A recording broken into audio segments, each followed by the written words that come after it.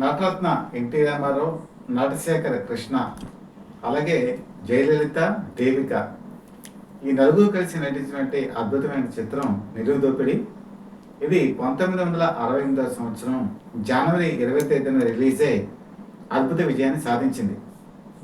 ఒక విధంగా చెప్పాలంటే తర్వాత కాలంలో జ్యోతి చిత్ర నిర్వహించినటువంటి సూపర్ స్టార్ ఈ కాంబినేషను ఈ కాంటెస్ట్లో ఎన్టీ రామారావు మొట్టమొదట సూపర్ స్టార్ అయ్యారు.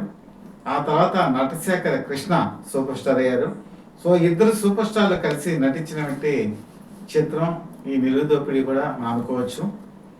అయితే వీళ్ళ కలయిక 5 సినిమాల్లో దిగ్విజయంగా సాగింది. ఈ 5 సినిమాలు కూడా ఇద్దరు కూడా అన్నదమ్ములుగానే నటించారు.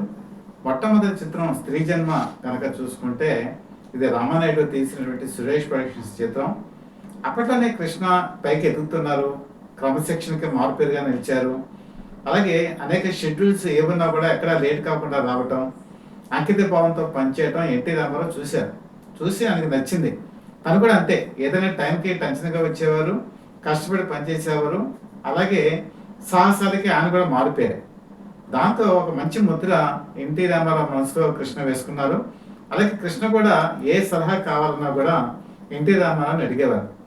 ఒక్కసారి మనం వెనక్కి కనుక వెళితే కృష్ణ సినిమా రంగ ప్రవేశం చేసే ముందు వాళ్ళ నాన్నగారికి అడిగారు, నేను సినిమా రంగ ప్రవేశం చేస్తానంటే ఆయనకి చక్రపాణి గారు తెలుసు. విజయ ప్రొడక్షన్స్లో బి నాగిరెడ్డి, చక్రపాణి ఇద్దరు కూడా ఒక జంట కవుల్లా ఉండేవారు. వారికి ఈ చక్రపాణి తెనాల్లో పరిచయం ఉండటంతో ఒక రికమెండేషన్ లెటర్ రాసి పంపించారు. చక్రపాణిని కలిసిన తర్వాత ఆయన ఎన్టీ రామారావుని కూడా కలిశారు కృష్ణ. కలిసి నాకు ఇలా సినిమాలోకి రావాలని ఉందంటే ఎన్టీ రామారావు ఏం చెప్పారంటే, నువ్వు చాలా చిన్నవాడివి, ఇంకా నువ్వు నాటకాలు అనుభవం సంపాదించు, ఆ తర్వాత సినిమాల్లోకి రాని సలహా ఇచ్చారు. ఆయన సలహా మేరకు చాలా నాటకాల్లో ఆయన నటించారు. చైర్మన్ అని చెప్పి ఒక నాటకం ఉంది, చాలా ఫేమస్. కృష్ణ నటించినట్టు ఆ చైర్మన్ నాటకం సినిమా రంగంలో ఆయనకు మంచి పేరు తీసుకొచ్చింది. ఆ విధంగా ఈ సినిమాల్లోకి నటించకముందే ఎన్టీ రామారావుతో కృష్ణకి పరిచయం ఉంది. అయితే ఈ సినిమా వచ్చేప్పటికి ప్రొడ్యూసర్ యు విశ్వేశ్వరరావు, అంతకుముందు ఈయన విశ్వశాంతి అని చెప్పేసి ఈ బ్యానర్ మీద సినిమాలు తీశారు. అయితే ఈ సినిమా మాత్రం మంజుల సినీ సిండికేట్ అని చెప్పి ఆ బ్యానర్లో తీయడం జరిగింది. ఈయన చాలా అభ్యుదయవాది. బేసిక్గా యు విశ్వేశ్వరరావు ఎన్టీ రామారావుకి వరుసకి బావమరుది అవుతారు. ఆ తర్వాత కాలంలో తన కూతురు శాంతి అని చెప్పేసి వీళ్ళ అబ్బాయికి ఇచ్చి పెళ్లి చేయడం జరిగింది. అక్కడ పుట్టినట్టే అతనే తారకరత్న. తారకరత్న ఈ మధ్య మీకు అందరికీ తెలిసిన విషయమే, రాజకీయాల్లో కూడా చాలా ప్రముఖంగా వెలుగొందినటువంటి వ్యక్తి. యు విశ్వేశ్వరరావుకి ఆయన మనవడవుతాడు అనమాట.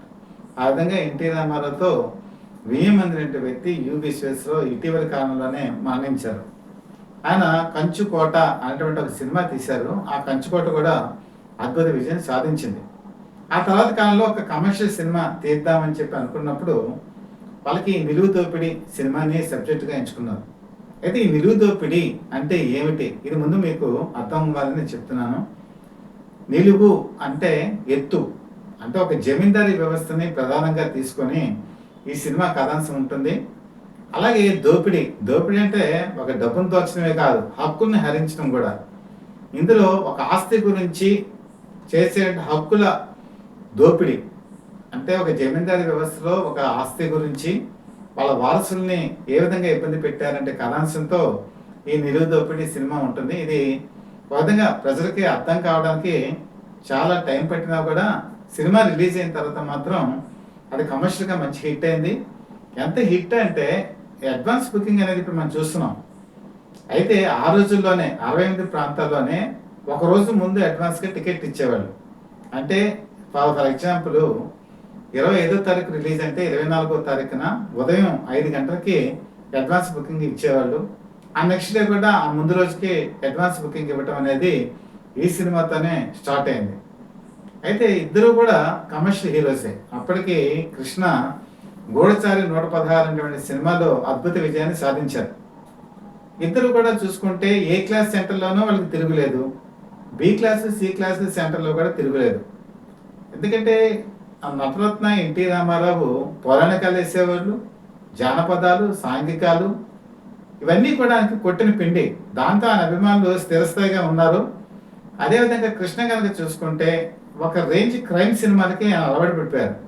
ఓ జేమ్స్ బాండ్ తరహా చిత్రాలు చేసిన, క్రైమ్ తరహా సినిమాలు తీసిన, సోషల్ ఎలిమెంట్స్ తీసుకున్న, ఒక పల్లెటూరి బిడ్డగా ఆయన నటించిన ఆ రోజు ప్రేక్షకులందరూ కూడా యాక్సెప్ట్ చేశారు. ఆయన ఎదుగుతున్నటువంటి తరుణం, ఆయన కూడా అప్పటికే B class C class centres అభిమానులు ఏర్పడ్డారు. ఈ కారణంగానే ఎన్టీ రామారావు కృష్ణ అంటే కూడా ప్రత్యేకమైన అభిమానం ఉంది. అయితే ఈ సినిమా మొట్టమొదట ఈ కథ అనుకున్నప్పుడు వాళ్ళు అక్కడ నటపోషణ శోభన్ బాబుని ఎన్టీఆర్ రామారావుకి తమ్ముడిగా తీసుకుందాం అని చెప్పి విశ్వేశ్వరరావు భావించారు.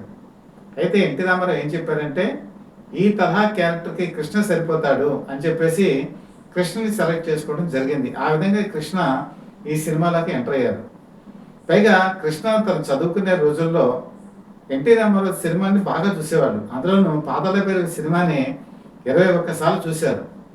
అలాంటి కృష్ణ తన పక్కన ఎన్టీ రామారావు నటించడం, అది కూడా రెండో సినిమా వచ్చేప్పటికి చాలా కమర్షియల్, శ్రీ జన్మ వచ్చేప్పటికి కొంత లేడీస్ సెంటిమెంట్ ఎక్కువ ఉంటుంది.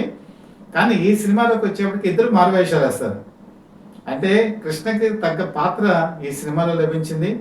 ఇందులో కనుక చూసుకుంటే ఒక మెకానిక్ రాముగా మరి ఎన్టీ రామారావు కనిపిస్తారు. అలాగే చుక్కమ్మ అనేటువంటి క్యారెక్టర్లో సూర్యకాంతం నటిస్తారు. అక్కడ ఒక రౌడీగా కూడా ఈయన మారువేషంలో ఉంటారు. అలాగే కృష్ణ చదువుకునేటువంటి స్టూడెంటు, ఈయన కూడా ఈ సినిమాలో మారువేషాలు వేస్తూ అన్నకి సహకరిస్తూ ఉంటాడు. ఆ విధంగా కృష్ణ ఇమేజ్ కూడా బాగా పెరగడానికి దోహదం చేసినటువంటి ఈ చిత్రం ఈ నిరుదోపిడి. హీరోయిన్స్ విషయానికి వచ్చేప్పటికి మొట్టమొదట హీరోయిన్గా సావిత్రిని ఎన్టీ రామారావు సరసన వేయిద్దామని చెప్పి అనుకున్నారు. అయితే అప్పటికి ఆవిడ సినిమా కాల్ షీట్లు కొంచెం దొరకడం కష్టంగా ఉంది. అక్కినేని నాగేశ్వరరావు దగ్గర అప్పటికే ఆవిడ కాల్ షీట్లు చాలా వరకు బుక్ అయ్యి ఉండేవి తొలినాళ్ళలో. ఆ తర్వాత కాలంలో వచ్చేప్పటికి ఆవిడ కాల్ షీట్లు అన్నీ కూడా శివాజీ గణేషన్ దగ్గర ఉండేవి. దాంతో ఈ సినిమాలో ఆవిడ నటించలేకపోయారు. అప్పుడు ఎవరిని సెలెక్ట్ చేద్దాం అనుకున్నప్పుడు దేవిక ఎన్టీ రామారావు ఇద్దరు కలిసి రేచుక్క అనేటువంటి కాంబినేషన్లో మొట్టమొదటి సినిమా వచ్చింది. ఆ తర్వాత కాలంలో వాళ్ళు ఎన్నో సినిమాలు చేశారు. ఆ సినిమాల పరంపరలో వచ్చిందే ఈ సినిమా కూడా. ఈ ఇద్దరు కాంబినేషన్ కూడా చాలా అద్భుతంగా ఉంటుంది. చుక్కమ్మ అత్తమ్మ బుల్బుల్ అని చెప్పేసి ఒక పాట ఆ రోజుల్లో మంచి హిట్ సాంగ్. ఈ మొత్తం ఈ సినిమాలో 7 సాంగ్స్ ఉంటాయి. 7 సాంగ్స్ కూడా కేవి మహాదేవన్ సంగీతం సమకూర్చారు. అయితే కృష్ణ ప్రక్కన జయలలిత. యాక్చువల్గా సోన్ బాబు కనుక ఈ సినిమాలో నటించుంటే సోన్ బాబు కోరిక కూడా నెరవేరేది. సోన్ బాబుకి ఒక డ్రీమ్ ఏంటంటే జయలలిత పక్కన నటించాలి. తొలినాళ్ళలో ఆయన చాలా అనుకున్నారు. అప్పుడు గూఢచారి 116 అప్పుడేమో మరి జయలలిత తల్లి సంజయ్ అబ్జెక్షన్ చెప్పారు, సోన్ బాబు జయలలిత పక్కన నటించకూడదు అని. ఆ విధంగా ఆ సినిమా పోయింది, అందరూ నటించలేపారు. ఈ సినిమాకి వచ్చేప్పటికి విశ్వేశ్వరరావు ఆల్రెడీ సోన్ బాబుతో చెప్పారు ఈ సినిమాలకి నేను తీసుకుంటానని చెప్పి. కానీ ఎన్టీ రామారావు సలహా మీద కృష్ణకి వెళ్ళిపోవడంతో సోన్ బాబు ఆశలు మరొకసారి గండి కొట్టినట్టయింది. జయలలిత నటించలేపారు. తర్వాత కాలంలో డాక్టర్ బాబు అనేటువంటి సినిమాలో నటించారు, అది వేరే విషయం. ఒకే ఒక సినిమాలో నటించారు. ఆయన సినిమా ఇండస్ట్రీలోకి వచ్చిన తర్వాత 65 ఆ ప్రాంతాల్లో ఆయనకి ప్రగాఢమైన కోరిక ఏంటంటే జయలలిత కలిసి నటించాలని. ఆయన ఈ 2 సినిమాల్లో కూడా ఆయన మిస్ అయిపోయారు. అయితే జయలలిత మీరు బాగా గుర్తునే ఉంటుంది, గూఢచారి 116లో నటించేటప్పుడు ఆవిడ కుక్క పిల్లకి మర్యాద జరగలేదని ఊటీలో షూటింగ్లో ఉన్నప్పుడు అలిగి వెళ్ళిపోయారు వాళ్ళ తల్లితో కలిసి. ఆ తర్వాత ఆ సినిమాలో డూప్స్ పెట్టి కొన్ని సన్నివేశాలు తీసి వాళ్ళు సరిగా హాజరు కాక నానా ఇబ్బంది పెట్టారు, అది అందరికీ తెలిసిన విషయమే. ఈ సినిమా విషయానికి వచ్చేప్పుడు కూడా ఈవిడ మొట్టమొదటి బాగానే ఉన్నారు, సినిమా కాంబినేషన్లో అన్నీ నటించారు సీన్స్లో. కాకపోతే మళ్ళీ మడత పెంచి పెట్టారు. ఇందులో 7 సాంగ్స్ ఉన్నాయి. 7 సాంగ్స్లో కృష్ణ జయలలిత పక్క ఒక సాంగ్ తీద్దామని చెప్పి సిఎస్ రావు ప్రయత్నం చేశారు. మళ్ళీ ఈవిడ మామూలే. ఆ తర్వాత అనేక కారణాలు చెప్పడం, అప్పటికే తమిళంలో ఎంజి రామచంద్రన్తో బాగా అద్భుతంగా నటిస్తూ మంచి స్పీడ్తో వెళ్తున్నారు. ఒక పక్క తెలుగులోకి వచ్చేవాడికి అక్కినేని నాగేశ్వరరావు, ఆయనతో ఎక్కువగా సినిమాలు చేస్తున్నారు. అయితే కృష్ణతో ఎందుకో సాంగ్ చేయడానికి ఆవిడ రాలేదు, చాలా ఇబ్బంది పెట్టారు. దాంతో కృష్ణ కూడా ఆ రోజే ఒక మనసులో ముద్ర వేసుకున్నారు, ఇంకెప్పుడైనా భవిష్యత్తులో నేను ఈవిడతో కలిసి నటించకూడదు అని నిర్ణయం కూడా తీసుకున్నారు. అందుకనే మీరు తర్వాత కాలంలో కనుక చూసుకుంటే కృష్ణ ఏ నిర్మాతకి కూడా జయలలిత పేరు రికమెండ్ చేయాల. ఒకే ఒక సందర్భం, దేవుడు చేసిన మనుషుల్లో ఎన్టీ రామారావు పక్కన జమున్ని కాల్ షీట్లు అడిగారు. జమున మొట్టమొదట కాల్ షీట్లు ఇవ్వడానికి అంగీకరించారు. కాకపోతే ఒక శృంగారపరమైనటువంటి డ్యాన్స్ ఇందులో ఉంటుంది. అందులో ఆ డాన్స్ చేయడానికి జమున కొంచెం సంశయించారు. ఎందుకంటే అప్పటికే ఆవిడ ఇమేజ్ చాలా బ్రహ్మాండంగా ఉంది. అలాంటి శృంగారపరమైనటువంటి సన్నివేశంలో డాన్స్ చేయడానికి ఆవిడ ఇష్టపడక ఆ సినిమాని వదులుకున్నారు. ఆ సమయంలో జయలలిత కాల్ షీట్ దొరకటం, అలాగే ఎన్టీ రామారావు సరసన జయలలిత నటించడం కూడా జరిగింది. అది కృష్ణ కాంబినేషన్ కాదు, కృష్ణ సరసన విజయనిర్మల నటించారు దేవుడు చేసిన మనుషుల్లో. కాబట్టి హీరో హీరోయిన్లుగా కనుక చూసుకుంటే వాళ్ళది 2 సినిమాలే. ఆ తర్వాత కాలంలో జయలలిత కృష్ణతో నటించలేదు, కృష్ణ జయలలిత కూడా కలిసి నటించలేదు. కారణం ఏంటంటే ఎక్కువగా ఇబ్బంది పెట్టడమే నిర్మాతల్ని, దర్శకుల్ని. ఆ విధంగా కృష్ణతో నటించే చాలా సినిమాల్ని జయలలిత కోల్పోవాల్సి వచ్చింది. తర్వాత కాలంలో ఆవిడ ప్రయత్నం చేశారు కూడా. ఎప్పుడైతే మోసగాళ్ళకి మోసగాడు సూపర్ డూపర్ హిట్ అయ్యి కృష్ణ ఒక సూపర్ స్టార్ ఇమేజ్ వస్తుందో, జయలలిత తర్వాత చాలా కాలంలో ఆయనతో కలిసి నటించడానికి ప్రయత్నాలు చేశారు, రాయబారాలు నడిపారు. కానీ కృష్ణ మాత్రం తన ఒక నిర్ణయం తీసుకుంటే ఆ నిర్ణయానికి వెనక్కి తగ్గడు. దాంతో ఆవిడతో కలిసి నటించడానికి ఇంట్రెస్ట్ కూడా చూపించలేదు. విజయ నిర్మల, మంజుల, వాణిశ్రీ ఇలాంటి వాళ్ళతో ఆయన పైన సాగింది. ఇంకా ఈ నిలుదోపిడి సినిమాకి వచ్చేటప్పటికి పద్మనాభం ఈ సినిమాలో చాలా అద్భుతమైనటువంటి క్యారెక్టర్, కామెడీ చేస్తాడు. ముఖ్యంగా యు విశ్వేశ్వరరావుకి ఇతనంటే చాలా అభిమానం. మీరు దేశ దారకులు అని చెప్పేసి ఒక సినిమా వచ్చింది యు విశ్వేశ్వరరావు నిర్మాతగానే. అందులో చాలా మంచి క్యారెక్టర్ వేస్తాడు పద్మనాభం టాలెంట్ మీద ఆయనకి నమ్మకం ఉండబట్టి ఇందులో చాలా కీలకమైనటువంటి పాత్ర ఇచ్చారు. తను ఏ ఆశలో తన మీద నిర్మాత పెట్టుకున్నారో ఆ నిర్మాతల ఆశని బొమ్మ చేయకుండా పద్మనాభం ఎన్టీ రామారావు సరసన నటించడం కూడా జరుగుతుంది. అయితే ఇక్కడ మనం కనుక చూసుకుంటే గుండమ్మ కథ, ఈ గుండమ్మ కథలో ఎన్టీ రామారావు, సూర్యకాంతం వీళ్ళిద్దరూ కూడా కాంబినేషన్ చూస్తూ ఉంటే చివరి వరకు చాలా ఆసక్తిదాయంగా వెళ్తుంది. అంటే గుండమ్మ అంటే సూర్యకాంతాన్ని అక్కనే పిలవటం, అలాగే బోటు పనులతో అందరినీ నవ్వించడం, కవ్వించడం ఏ విధంగా చేశారో ఆ ట్రాక్ని ఇక్కడ కంటిన్యూ చేశారు. మీరు బాగా ఈ సినిమా చూడండి, గుండమ్మ కథ ట్రాకే ఇక్కడ నడుస్తుంది ఎన్టీ రామారావు, సూర్యకాంతం తరఫున. అలాగే చివరి వరకు కూడా వీళ్ళు ఆ ట్రాక్ని అద్భుతంగా నడిపించి ఆ రోజు చిత్రకథ విజయానికి దోహదపడ్డారు. మరొక ముఖ్యమైన విషయం ఏంటంటే రేలంగి సినిమాలో సూర్యకాంతం భర్తగా నటిస్తారు. కొద్ది సీన్స్ అయినా సరే రేలంగి ఆవిడ భర్తగా నటించిన ఈ సినిమాలో విశేషం. మరి ఎందుకు ఇందులో విశేషం అనుకుంటున్నారా? గుండమ్మ కథ సినిమాలో సూర్యకాంతానికి భర్తగా రేలంగి నటిద్దామని చెప్పి ప్రయత్నం చేశారు. ఎందుకంటే విజయ ప్రొడక్షన్స్ ఏ సినిమా తీసినా కూడా రేలంగి కంపల్సరీ ఉండేవాడు. కానీ ఈ సినిమాలో చక్రపాణి, నాగిరెడ్డి క్యారెక్టర్ ఇవ్వకపోతే రేలంగి వెళ్ళి అడిగారు, అదేంటి నాకు సినిమాలో క్యారెక్టర్ ఉండాలి కదా అంటే నీకు తగ్గ క్యారెక్టర్ లేదన్నారు. అదేంటి సూర్యకాంతం ఉంది కదా, సూర్యకాంతానికి భర్తగా నేను నటిస్తానంటే వాళ్ళు ఒకటే మాట అన్నారు, సూర్యకాంతం విలనిజాన్ని లేకపోతే గడసతనాన్ని చేయడానికి ఒక భర్తని పెట్టి ఆ భర్త క్యారెక్టర్ నిర్వేషం చేయక్కర్లేదు, ఆవిడ చూడంగానే గయ్యాలని తెలుస్తుంది కాబట్టి ఈ క్యారెక్టర్ అక్కర్లేదని రేలంగిని పక్కకు తెప్పించారు. దాంతో రేలంగి చాలా కాలం పాటు మనస్తాపం చెందారు. ఎన్టీ రామారావు కూడా ఈ విషయం తెలుసు, అందుకనే ఆ ట్రాక్ని ఇక్కడ కంటిన్యూ చేశారు. కాబట్టి రేలంగి కోరికను నెరవేర్చి ఈ సినిమాలో కూడా నటింపజేశారు. ఆ విధంగా చెప్పాలంటే రేలంగి కోరిక ఆ విధంగా నెరవేరింది. ఈ ట్రాక్ కూడా అద్భుతంగా సాగినప్పుడు దేవిక, ఎన్టీ రామారావు మధ్య నడిచేటువంటి సన్నివేశాలు కూడా చాలా ప్రేమభరితంగా, వినోదభరితంగా ఉంటాయి. ముఖ్యంగా కృష్ణ, జయలలిత ఈయన స్టూడెంట్ పాత్రలో ఉండి ఆయన చేసేటువంటి సీన్స్ కానీ అలాగే ఫైట్స్ కానీ చాలా అద్భుతంగా ఉంటాయి. ముఖ్యంగా ఈ సినిమా స్టార్టింగే ఒక ట్రైన్లో జరిగేటువంటి ఫైట్తో స్టార్ట్ అవుతుంది, ఆసక్తికరంగా ఉంటుంది. ఆ తర్వాత ఒక జమీందారీ వ్యవస్థ నుంచి విడిపోవటం, లంకె బిందులు ఉన్నాయని చెప్పి సూర్యకాంతాన్ని భ్రమింప చేయటం, చివరికి లంకె బిందులు అంటే డబ్బులు కాదు మానవత్వ బంధాలని చెప్పి రేలంగి సూర్యకాంతానికి చెప్పడంతో ఈ నిలువు దోపిడీ కథ సమాప్తం అవుతుంది.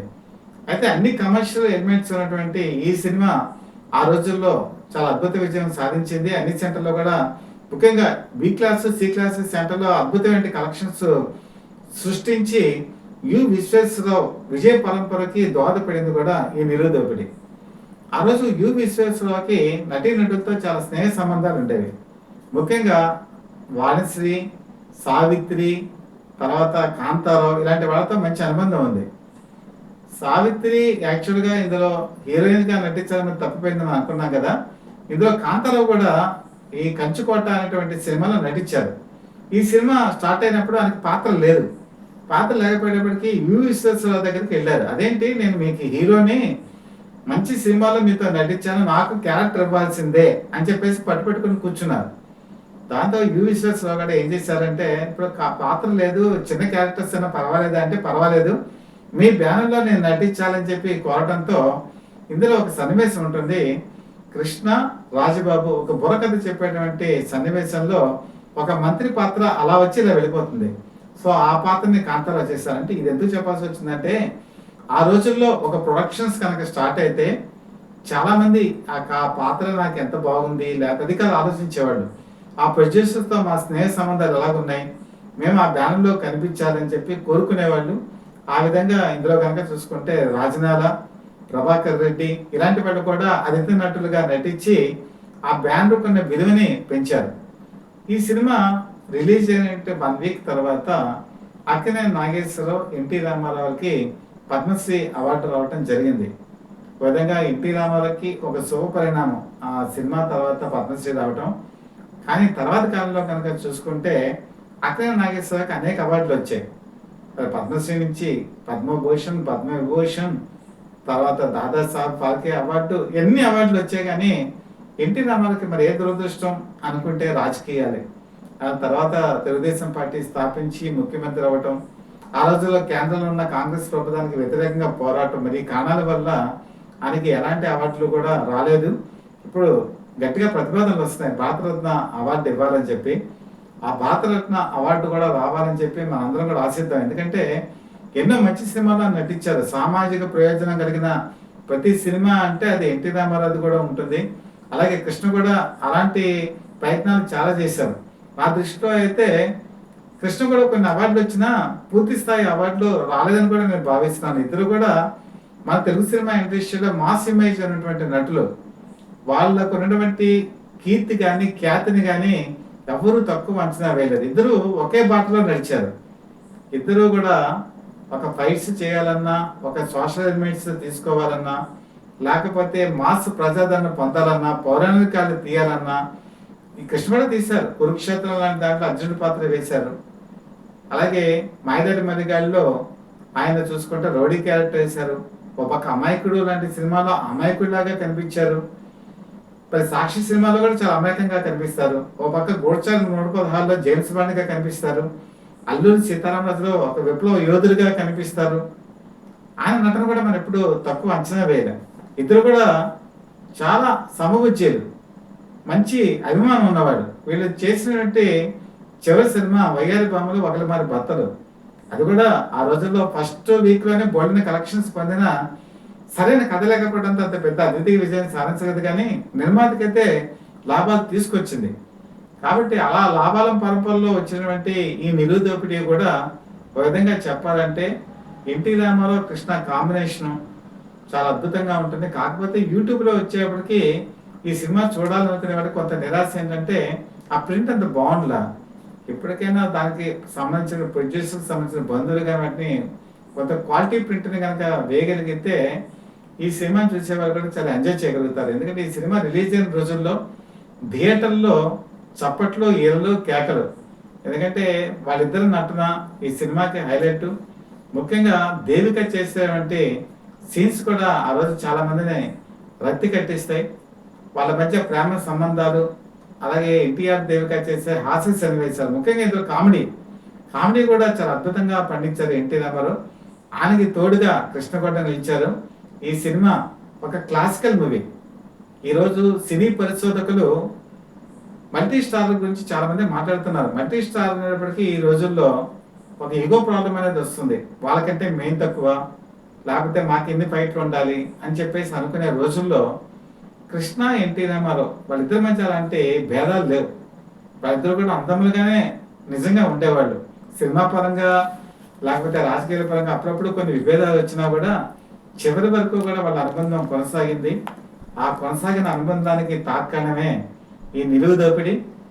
ఇండస్ట్రీని అభిమానించేవాళ్ళు, తెలుగు పరిశ్రమను అభిమానించేవాళ్ళు ఎప్పుడు కూడా తప్పక చూడవలసిన చిత్రం ఈ నిలువు దోపిడీ ఈరోజు మనం చెప్పుకున్నందుకు చాలా ఆనందంగా ఫీల్ అవుతూ, మీకు కనుక ఈ కంటెంట్ నచ్చినట్లయితే మీరు సత్యపద్ద పీపుల్ లైవ్ టీవీ చేసే ప్రసారాలని వీడియోస్ని లైక్ చేయండి. అలాగే బెల్ ఐకాన్ ప్రెస్ చేసి సబ్స్క్రైబ్ చేసుకోండి.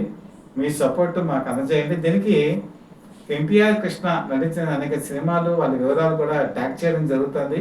వాటిని మీరు చూడండి. మీకు నచ్చినట్లయితే మీ అభిమానాన్ని మాకు కామెంట్స్ రూపంలో తెలియచేయండి. ఎప్పుడు మీకు కొత్త విషయాలు అందజేస్తానని చెప్పి ప్రామిస్ చేస్తూ మీ చీఫ్ ఎడిటర్ డివిఎస్ఎస్ కృష్ణప్రసాద్.